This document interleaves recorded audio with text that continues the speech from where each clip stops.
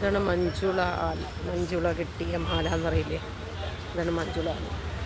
മഞ്ജുള ഒരു മാല കെട്ടിയിട്ട് ഈ മഞ്ജുളാലിൻ്റെ മുള്ളിട്ടു.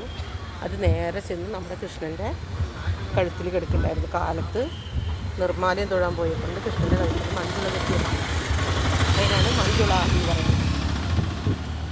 ഇവിടെ ഗരുഡനെ വെച്ചിട്ടുണ്ട്. ഒത്തിരി ഗുരുവായൂർ അമ്പലം മാതിരി തന്നെ പ്രധാനപ്പെട്ടൊരു സ്ഥലമാണ് മഞ്ജുളാൽ. നമുക്ക് മഞ്ജുളാലിൻ്റെ ഒരു ഫോട്ടോ എടുക്കാം. ഗുരുവായൂരപ്പത്തെ ഫോട്ടോ നല്ല ഭംഗിയുണ്ട്. കൃഷ്ണ കാണാം. ഇതാണ് മഞ്ജുള. എത്ര ഭംഗിയായിരുന്നു നോക്ക്.